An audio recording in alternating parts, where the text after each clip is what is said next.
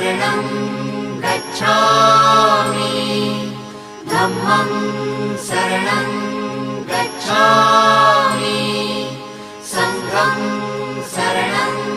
गच्छामि